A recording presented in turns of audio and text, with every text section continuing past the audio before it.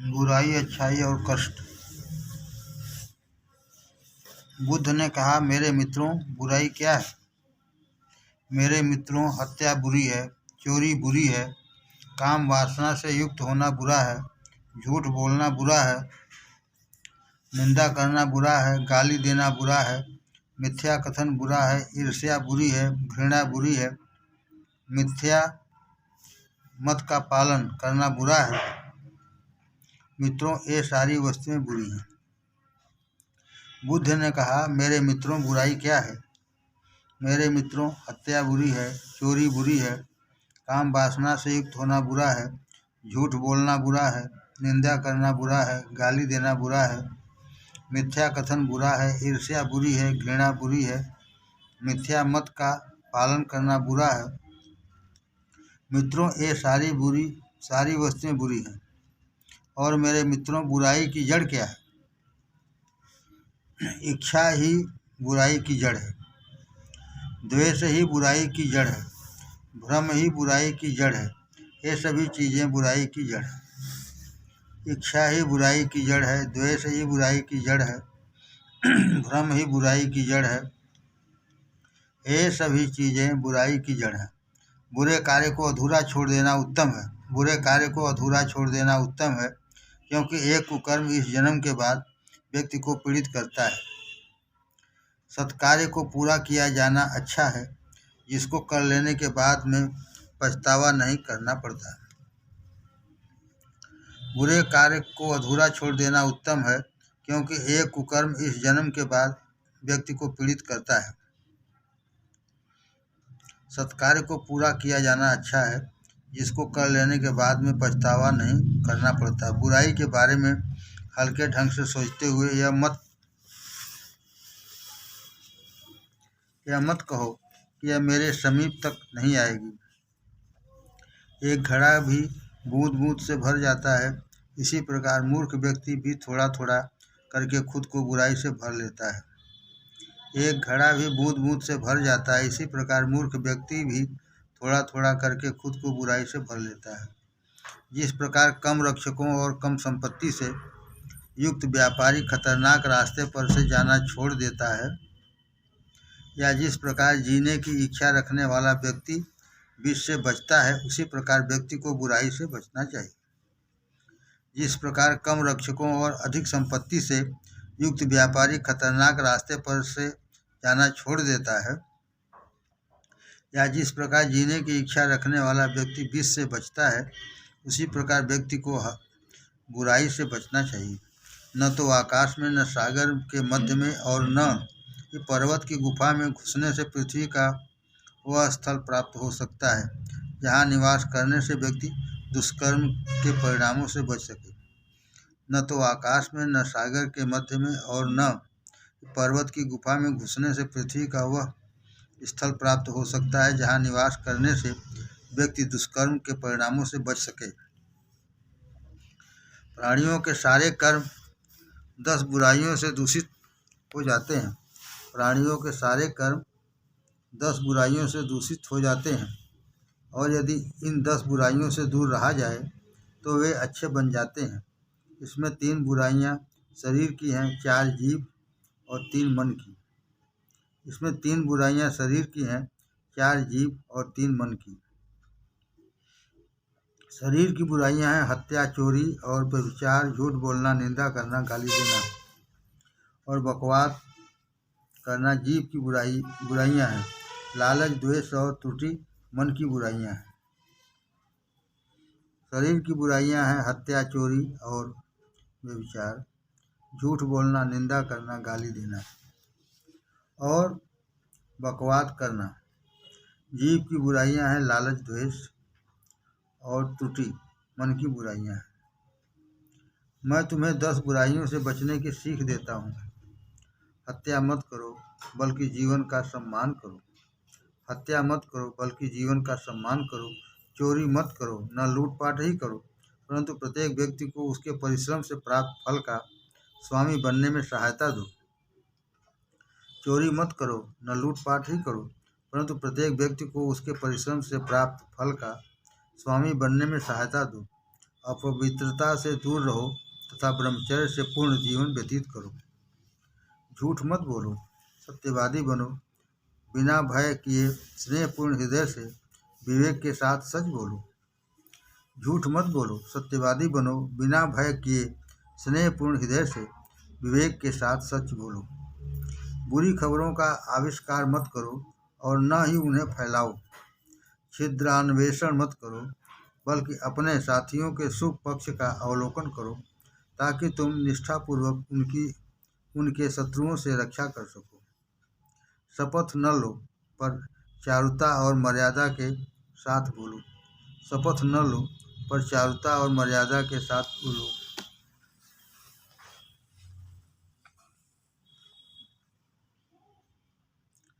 बकवाद में समय न गंवाओ, पर काम से लगे रहो या चुप रहो। काम से लगे रहो या चुप रहो। लालच न करो और द्वेष ही, बल्कि दूसरे लोगों के सौभाग्य पर हर्षित हो। लालच न करो और न द्वेष ही, बल्कि दूसरे लोगों के सौभाग्य पर हर्षित हो। अपने हृदय को ईर्ष्या से मुक्त करो और अपने शत्रुओं के प्रति भी द्वेष भाव न रखो, बल्कि समस्त प्राणियों को स्नेह भाव के साथ अपनाओ।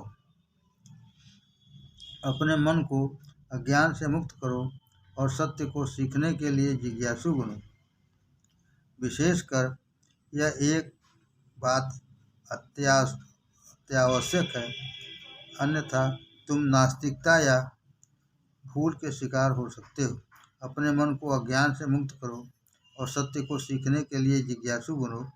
विशेषकर यह एक बात अत्यावश्यक है, अन्यथा तुम नास्तिकता या भूल के शिकार हो सकते हो। यदि कोई व्यक्ति पाप करता है तो उसे पुनः पाप न करने दो, उसे पाप में आनंद न लेने दो। बुराई का परिणाम पीड़ा होता है। मनुष्य प्रेम के द्वारा क्रोध को जीते, पुण्य के द्वारा पाप को हराए, औदार्य से लोभी को पराजित कर तथा सच्चाई से झूठ को जीते। मनुष्य प्रेम के द्वारा क्रोध को जीते, पुण्य के द्वारा पाप को हराए, औदार्य से लोभी को पराजित कर तथा सच्चाई से झूठे को जीते। यदि व्यक्ति पाप भावना के साथ बोलता या कार्य करता है तो पीड़ा उसका पीछा ठीक वैसे ही करती है जैसे चक्का गाड़ी को खींचने वाला बैल के पैरों का अनुसरण करता है। यदि व्यक्ति पाप भावना के साथ बोलता या कार्य करता है तो पीड़ा उसका पीछा ठीक वैसे ही करती है जैसे चक्का गाड़ी को खींचने वाले बैल के पैरों का अनुसरण करता है। हम अपने विचारों को परखें ताकि हम पाप न करें, क्योंकि हम जैसा करेंगे वैसा ही भरेंगे। हम अपने विचारों को परखें ताकि हम पाप न करें, क्योंकि हम जैसा करेंगे वैसा ही भरेंगे। पापी व्यक्ति के पाप मधुरस के समान मीठा लगता है। पापी व्यक्ति का पाप मधुरस के समान मीठा लगता है। जो मूर्ख अपनी मूर्खता से परिचित हैं वह वहाँ तक तो बुद्धिमान है, किंतु जो मूर्ख अपने को बुद्धिमान समझता है वह वस्तुतः मूर्ख होता है। कष्टों की समाप्ति का रास्ता कौन सा है? वह आर्य अष्टांगिक मार्ग है जो दुखों से मुक्त करता है। कष्टों की समाप्ति का रास्ता कौन सा है? वह आर्य अष्टांगिक मार्ग है जो दुखों से मुक्त करता है। प्रश्न: फिर अच्छा क्या है? चोरी से बचना अच्छा है, इंद्रिय परता से बचना अच्छा है, झूठ से बचना अच्छा है, निंदा से बचना अच्छा है, कठोरता का दमन कर अच्छा है, बकवाद से बचना अच्छा है, समस्त ईर्ष्या को निकाल देना अच्छा है, द्वेष का निराकरण अच्छा है, सत्यनिष्ठ होना अच्छा है। ये सभी बातें अच्छी हैं। प्रश्न: और मेरे मित्रों, अच्छाई का मूल क्या है? इच्छा से मुक्ति ही अच्छाई का मूल है। अच्छाई का मूल क्या है? इच्छा से मुक्ति ही अच्छाई का मूल है। द्वेष से मुक्ति और भ्रम से मुक्ति, मेरे मित्रों, ये वस्तुएं अच्छाई का मूल है। द्वेष से मुक्ति और भ्रम से मुक्ति मेरे मित्रों, ये वस्तुएं अच्छाई का मूल है। हे भाइयों, फिर दुख क्या है? जन्म दुख है, वार्धक्य दुख है, रोग दुख है, शोक और विपत्ति दुख है, विपदा और निराशा दुख है, कुत्सित वस्तुओं के साथ संलग्नता दुख है। हम जिससे प्रेम करते हैं उसकी हानि और उसकी हम आकांक्षा करते हैं उसे पाने की विफलता दुख है। हे भाइयों, ये सारी चीज़ें दुख है। जन्म दुख है, वार्धक्य दुख है, रोग दुख है, शोक और विपत्ति दुख है, विपदा और निराशा दुख है, कुत्सित वस्तुओं के साथ संलग्नता दुख है। हम जिससे प्रेम करते हैं उसकी हानि और जिसकी हम आकांक्षा करते हैं उसे पाने की विफलता दुख है। हे भाइयों, ये सारे चीज़ें दुख है। और दुख का उद्गम कौन सा है? काम वासना और जिजीविषा ही जो सर्वत्र सुख की कामना करते हैं तथा निरंतर पुनर्जन्म के चक्कर कारण होते हैं, दुख का उद्गम है। काम वासना और जिजीविषा ही जो सर्वत्र सुख की कामना करते हैं तथा निरंतर पुनर्जन्म के कारण होते हैं, दुख का उद्गम है। इंद्रियाशक्ति, इच्छा, स्वार्थ परायणता, ये सारी वस्तुएं हे भाइयों दुख का उद्गम है। इंद्रियाशक्ति, इच्छा, स्वार्थ परायणता, ये सारी वस्तुएं हे भाइयों दुख का उद्गम है। दुखों के नाश का पथ कौन सा है? यह आर्य अष्टांगिक मार्ग ही दुखों के नाश की ओर ले जाता है। हे मित्रों, जहाँ तक एक सदाचारी युवक इस प्रकार दुख के उद्गम को और दुख से मुक्ति के मार्ग को समझता है और आमूल चूल रूप से वासना का उच्छेद करता है, क्रोध का निग्रह करता है, मैं हूँ के झूठे दर्प का विनाश करता है और बुद्धत्व की प्राप्ति करता है, वह इसी जीवन में समस्त दुखों का अंत कर लेता है। भिक्षु, इस जीवन में जितने पाप और पुण्य दोनों का परित्याग कर दिया, इस जीवन में जिसने पाप और पुण्य दोनों का परित्याग कर दिया है, जो पवित्र है, जो इस संसार में विवेक युक्त होकर रहता है, वही वास्तविक रूप में भिक्षु कहा जाता है। इस जीवन में जिसने पाप और पुण्य दोनों का परित्याग कर दिया है, जो पवित्र है, जो इस संसार में विवेक युक्त होकर रहता है, वही वास्तविक रूप में भिक्षु कहा जाता है। झूठ बोलने वाला अनुशासनहीन व्यक्ति सिर मुड़ाने से ही तपस्वी नहीं बन जाता। झूठ बोलने वाला अनुशासनहीन व्यक्ति सिर मुड़ाने से ही तपस्वी नहीं बन जाता। जो कामना और लोभ से भरा हुआ है, वह भला तपस्वी कैसे हो सकता है? जिसने छोटी बड़ी दोनों प्रकार की बुराइयों का दमन कर लिया है, उसे ही तपस्वी कहा जाता है। जिसने छोटी बड़ी दोनों प्रकार की बुराइयों का दमन कर लिया है, उसे ही तपस्वी कहा जाता है, क्योंकि उसने सभी बुराइयों को पराजित किया है। जो आलसी और अज्ञानी है, वह केवल चुप रहकर साधु नहीं बन जाता। जो आलसी और अज्ञानी है, वह केवल चुप रहकर साधु नहीं बन जाता, परंतु जो विद्वान पुरुष तराजू में तौलने के समान उत्तम को स्वीकार करता है और बुराई का परित्याग करता है, वही वस्तुतः साधु है। परंतु जो विद्वान पुरुष तराजू में तौलने के समान उत्तम को स्वीकार करता है और बुराई का परित्याग करता है, वही वस्तुतः साधु है। इसलिए कोई भी व्यक्ति मात्र इस हेतु भिक्षु नहीं बन जाता कि वह दूसरों से भिक्षा मांगता है। इसलिए कोई व्यक्ति मात्र इस हेतु भिक्षु नहीं बन जाता, वह दूसरों से भिक्षा मांगता है। औपचारिक क्रियाओं को संपन्न करने वाला व्यक्ति वास्तविक रूप से भिक्षु नहीं बन सकता। औपचारिक क्रियाओं को संपन्न करने वाला व्यक्ति वास्तविक रूप से भिक्षु नहीं बनता।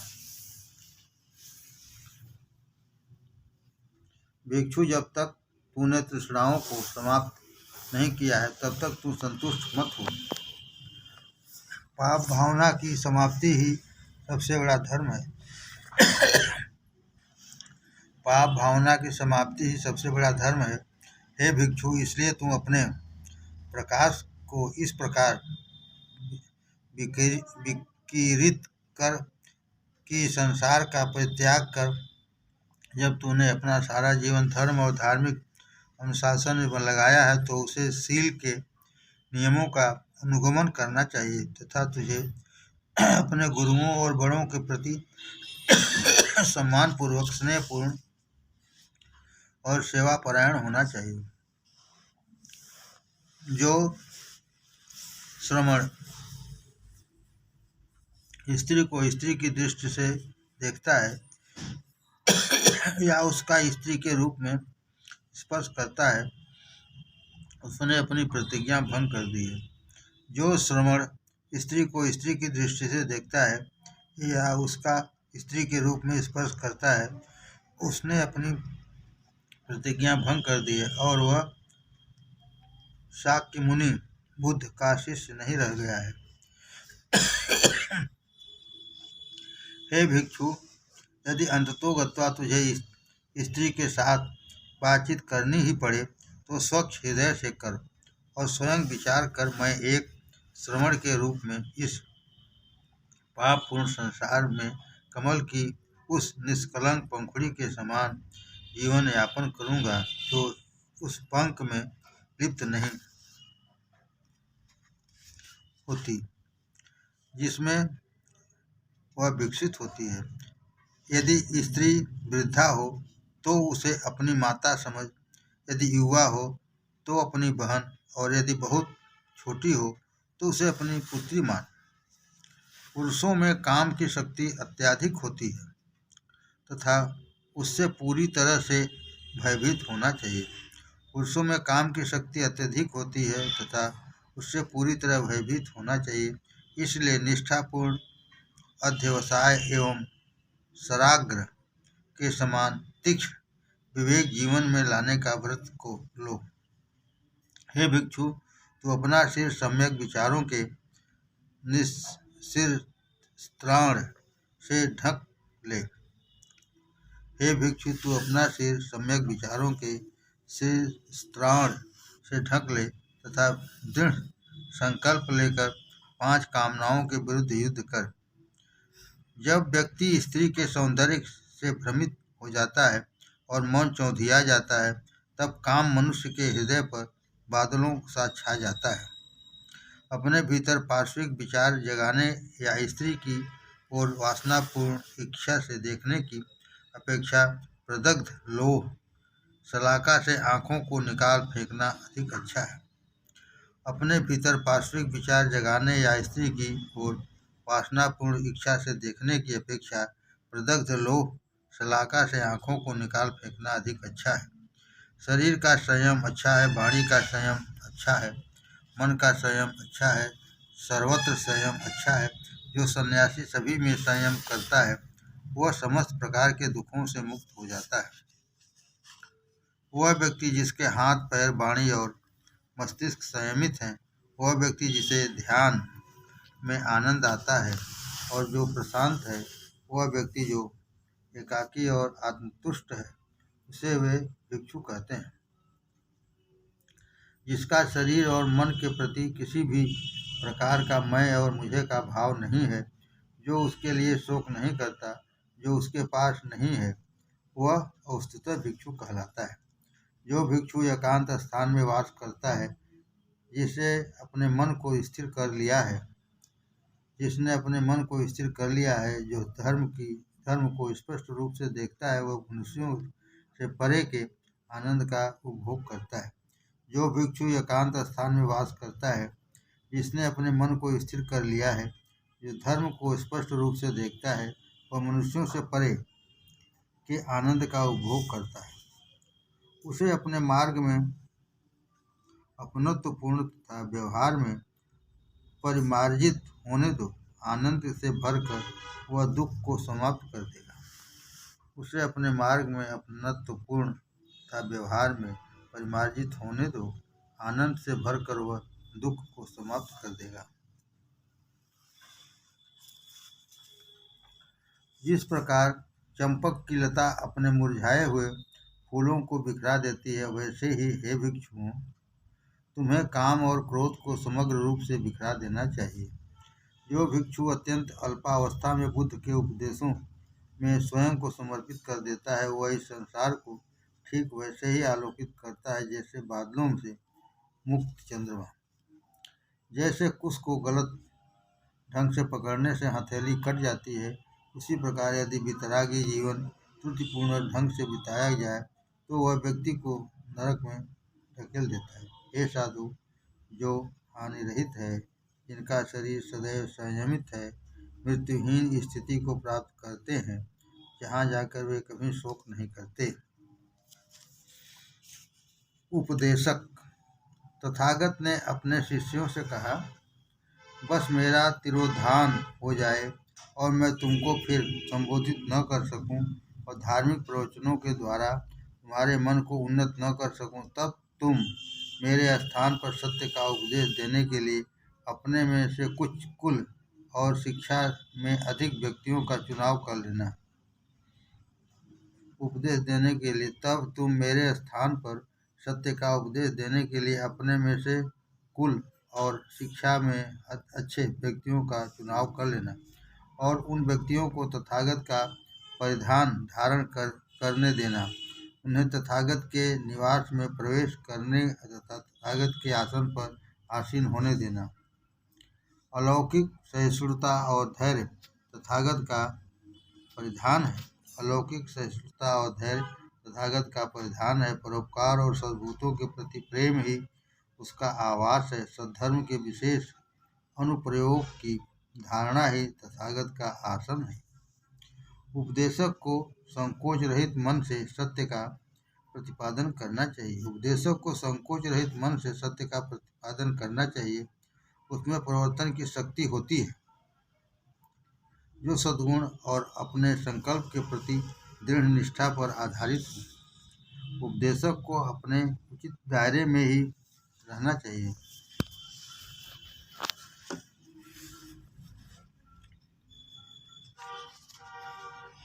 और अपनी गतिविधियों में नियमित होना चाहिए। उसे अपने मिथ्या अहंकार को तुष्ट करने के लिए बड़े लोगों की संगति नहीं खोजनी चाहिए।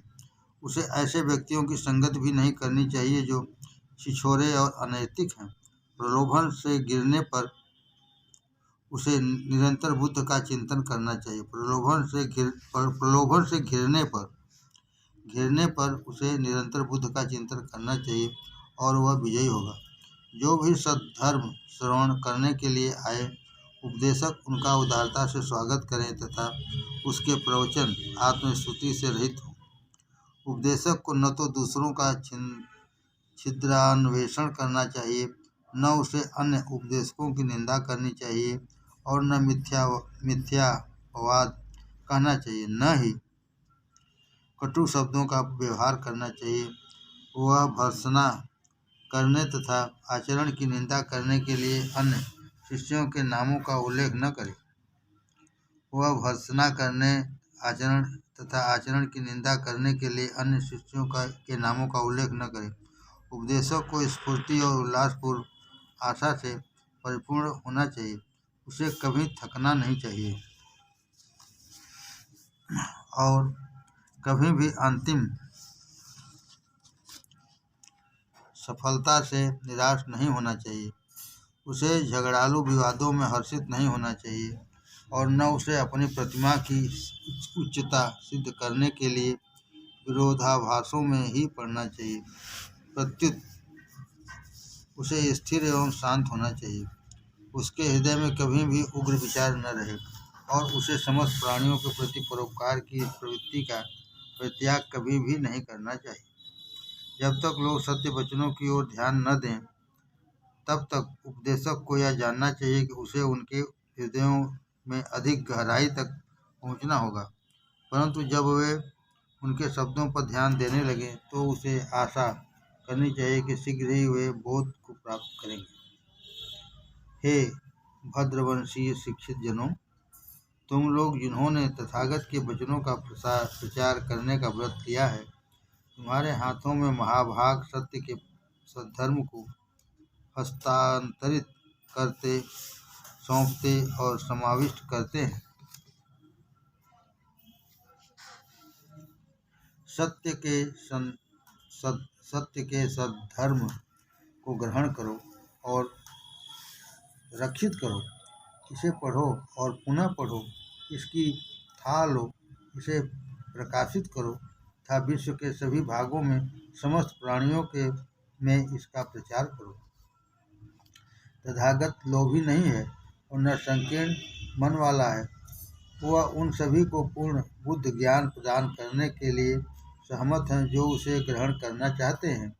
तुम उसके समान बनो और सत्य को मुक्त हस्त से प्रदर्शित करने और अर्पित करने में उसके उदाहरण का अनुकरण करो।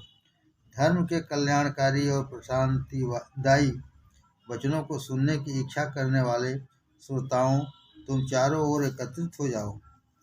विश्वासियों को सत्य को ग्रहण करने के लिए जागृत करो और उन्हें हर्ष एवं उल्लास से परिपूर्ण कर दो। उन्हें उत्प्रेरित करो, उन्हें उपदेश दो और उन्हें तब तक ऊंचे से ऊंचा उठाओ जब तक वे सत्य को उसके समस्त वैभव और अनंत गरिमा के साथ आमने सामने न देख लें। हजारों निरर्थक शब्दों की अपेक्षा वह एक उपयोगी वाक्य उत्तम है जिसके सुनने से व्यक्ति शांति प्राप्त करता है। हजारों निरर्थक शब्दों की अपेक्षा वह एक उपयोगी वाक्य उत्तम है जिसके सुनने से व्यक्ति शांति प्राप्त करता है। अच्छा व्यक्ति सब कुछ त्याग देता है। साधु इच्छा से प्रेरित होकर नहीं बोलता। सुख या दुख से प्रभावित होकर विवेकी व्यक्ति न तो हर्ष प्रकट करता है और न विषाद ही। स्फुट स्वप्न से जाग, व्यर्थ कालक्षेप मत कर। तू अपना मन सत्य की ओर अनावृत कर, धर्माचरण कर और तुम परम निर्वाण को पा लेगा। जो भी आर्य अष्टांगिक मार्ग पर चलते हैं उनमें से प्रत्येक धार्मिक जीवन के आनंद की प्राप्ति कर सकता है। जो धन से लिपटा हुआ है उसके लिए यही अच्छा है कि अपने हृदय को उससे विषाक्त करने के बदले उसका परित्याग कर दे। किंतु जो धन से लिपटा हुआ नहीं है और जिसके पास संपदा है तथा जो उसका सम्यक उपयोग करता है, वह अपने सहगामी बंधुओं के लिए वरदान स्वरूप हो जाएगा। मैं तुमसे कहता हूँ, तुम जीवन के अपने व्यवसाय में स्थिर रह और अपने कर्म को परिश्रम पूर्वक संपन्न कर। जीवन धन और शक्ति पुरुष को नहीं बांधते, बल्कि जीवन धन और शक्ति के प्रति आसक्ति ही उसे बांध देती है। जीवन धन और शक्ति पुरुष को नहीं बांधते, बल्कि जीवन धन और शक्ति के प्रति आसक्ति ही उन्हें बांध देती है। तथागत के धर्म के लिए व्यक्ति का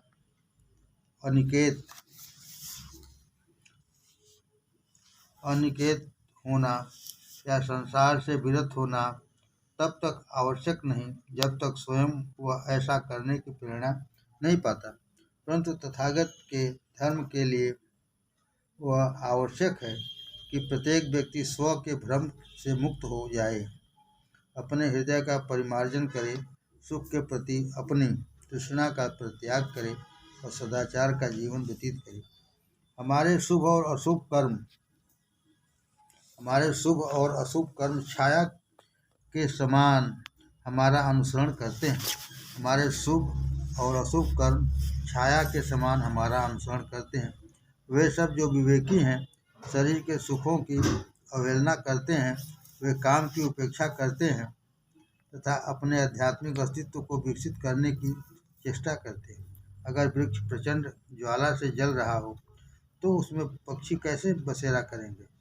जहाँ वासना जीवित है वहाँ सत्य का निवास नहीं हो सकता। जहाँ वासना जीवित है वहाँ सत्य का निवास नहीं हो सकता। काम का ज्वार सबके लिए भयानक होता है। वह संसार को बहा ले जाता है। जो इसके भंवर में फंस गया है उसके लिए कोई बचाव नहीं है। किंतु विवेक एक छोटी नौका है तथा चिंतन पतवार है। धर्म का सिंहनाद तुम्हें मार शत्रु के प्रहार से मुक्त होने के लिए पुकार रहा है। क्योंकि अपने कर्मों के फल से बचना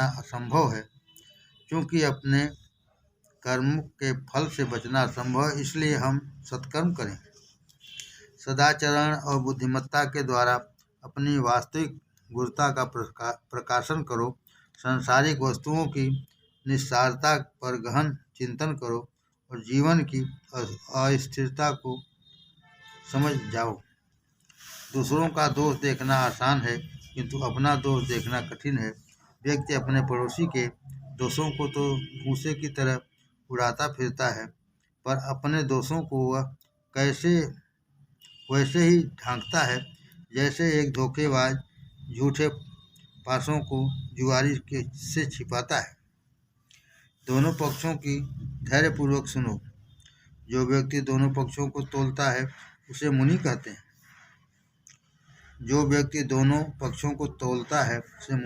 हैं।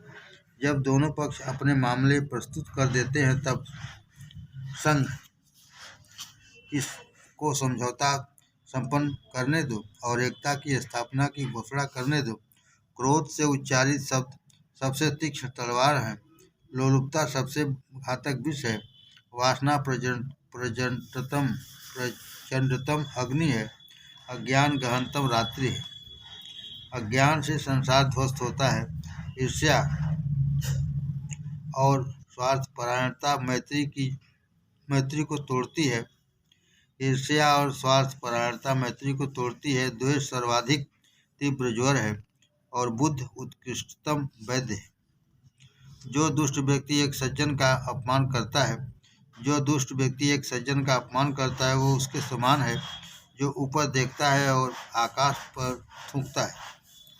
थूक से आकाश दूषित नहीं होता बल्कि वह वापस आता है और उसी को दूषित करता है।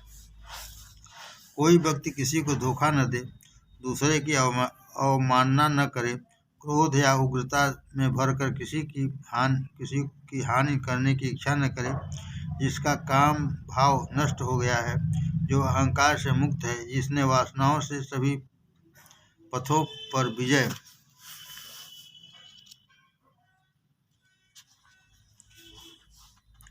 विजय पाई है, वह शांत, पूर्णतया सुखी और दृढ़ मन वाला होता है।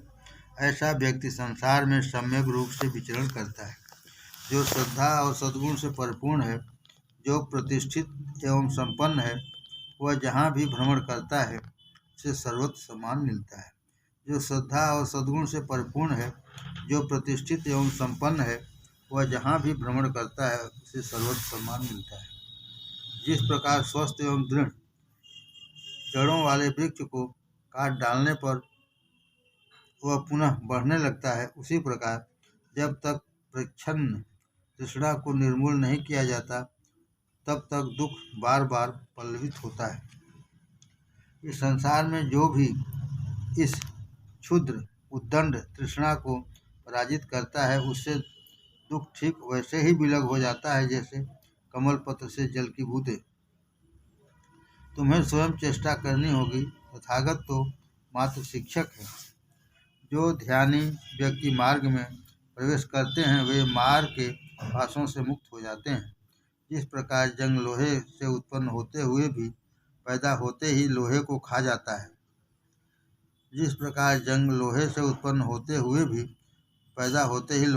जाता है, वैसे ही पापी व्यक्ति के अपने कर्म ही उसे दुर्गति की ओर ले जाते हैं। ऐसा कोई व्यक्ति न तो हुआ था, न होगा और न है, जो पूरी दुनिया से निंदित हो या पूर्णतः प्रशंसित। ऐसा कोई व्यक्ति न तो हुआ था, न होगा और न है, जो पूरी तरह से निंदित हो या पूर्णतः प्रशंसित। स्वास्थ्य उच्चतम लाभ है, संतोष महत्तम संपदा है, गोपनीय उत्कृष्टतम रिश्तेदार है, निर्वाण अत्युच्च आनंद है। विजय से द्वेष उत्पन्न होता है, पराजित दुख पूर्ण जीवन व्यतीत करते हैं, पराजित दुखपूर्ण जीवन व्यतीत करते हैं। विजय और पराजय का त्याग करने पर ही सुखपूर्ण शांत जीवन बिताया जा सकता है। काम के समान कोई अग्नि नहीं है तथा द्वेष के समान कोई अपराध नहीं है। शरीर के समान कोई व्याधि नहीं है। शांति से ऊंचा कोई आनंद नहीं है। काम के समान कोई अग्नि नहीं है तथा द्वेष के समान कोई अपराध नहीं है। शरीर के समान कोई व्याधि नहीं है और निर्वाण के से ऊंचा कोई आनंद नहीं है। जीवन के बहुत से घरों ने मुझे रोका उसे खोजते हुए जिसने खड़ा किया जिसने खड़ा किया। इन इंद्रियों के दुखपूर्ण कैदखानों को मेरा अनवरत संघर्ष वेदनापूर्ण था। पर अब तू जो इस आश्रय का निर्माता है, मैं तुझे जानता हूँ। तू फिर कभी नहीं उठाएगा पीड़ा की इन दीवारों को, न ही छलाओं की जड़ों के वृक्षों को उगाएगा, न मिट्टी पर नए बेड़े ही लगाएगा। तेरा घर टूट चुका है और छप्पर की कमानी टूट गई है। भ्रम ने इसे बनाया था। मैं वहाँ से सुरक्षित गुजरता हूँ मुक्ति पाने के लिए। समाप्त।